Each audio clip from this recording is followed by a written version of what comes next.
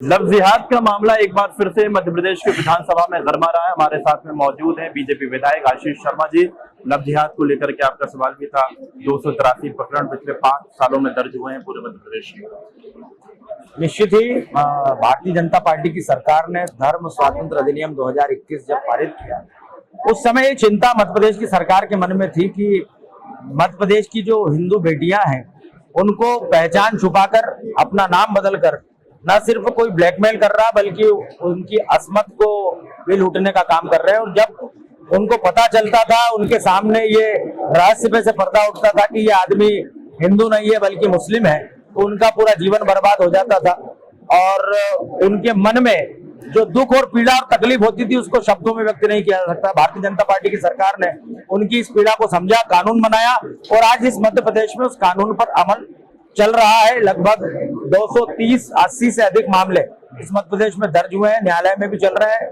माननीय मोहन यादव जी की सरकार ने इस तरह के मामलों के निपटारे के लिए, इस तरह के मामलों की मॉनिटरिंग करने के लिए एसआईटी का गठन किया है। ये एसआईटी इन मामलों की विवेचना भी करेगी और इन्हें न्यायालय में अपराधी दोष सिद्धि तक पहुंचे इसके लिए भी काम करेगी। आशीष जी, भोपाल और इंदौर में सबसे ज्यादा प्रकरण दर्ज हुए हैं और बीजेपी की सरकार बहुत समय से मध्य प्रदेश में है, पिछले 5 सालों से तो हम देख रहे हैं। आपको नहीं लगता कि प्रशासन का भी एक फेलियर और कहीं ना कहीं कानून का भी खौफ नहीं है अगर प्रकरण है मौजूद? तो प्रशासन की और कानून की तो सक्रियता है, तो इस तरह के मामले दर्ज हो रहे हैं। सामाजिक संगठन, विभिन्न धार्मिक संस्थाएं भी, धर्मगुरु भी लव जिहाद के प्रति समाज को जागरूक कर रहे हैं, उसी का एक परिणाम है।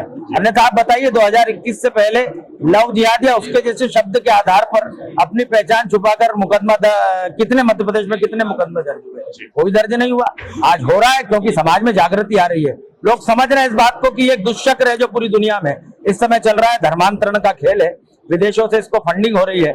और चाहे हमारी युवा पीढ़ी को नशे के गर्त में धकेलने का मामला हो, चाहे इस तरह से बेटियों से पहचान छुपाकर अनैतिक संबंध स्थापित करने का मामला हो, धीरे धीरे ये सब चीजें बेनकाब हो रही है और समाज भी इन चीजों के खिलाफ उठकर खड़ा हो रहा है। मैं आखिरी सवाल ये पूछ रहा हूँ, जब मैं कांग्रेस विधायकों से बात कर रहा था, उन लोगों का कहना था कि लव जिहाद जैसा कोई भी शब्द संविधान में नहीं है, कानून में भी नहीं है, ये एक सांप्रदायिक भावना को भड़काने के लिए प्रयोग किया जा रहा है। ये आपको भारत कानून और संविधान में नहीं मिलेगा, लेकिन ये शब्द उन जिहादियों की किताबों में मिलेगा, उनके विचारों में मिलेगा, उनके साहित्यों में मिलेगा, जो इस तरह की घटनाओं को पूरे भारतवर्ष में और पूरी दुनिया में चलाए हुए हैं, जिनका उद्देश्य है कि धार्मिक आधार पर धर्मांतरण कीजिए, ज्यादा से ज्यादा लोगों को मुस्लिम धर्म में लेकर आइए ताकि हम इस देश को विखंडित कर सकें।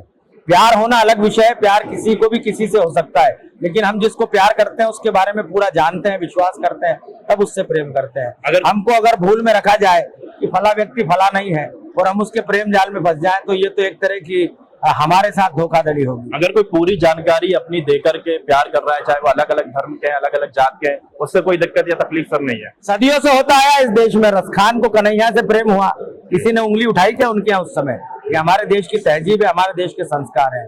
लेकिन जब झूठ बोलकर किसी ने किसी से प्रेम करने का प्रयास किया तो उसे दंड दिया ही गया। सच बोल करके प्यार किया जाए तो कोई दिक्कत नहीं, पर अगर झूठ बोल करके कोई किसी से प्यार करता है, धर्मांतरण करवाता है, तो उसे दंड दिया जाएगा। यह कहना था बीजेपी विधायक आशीष शर्मा का। कैमरा पर्सन अफजल के साथ भोपाल से अदीब का दखल न्यूज।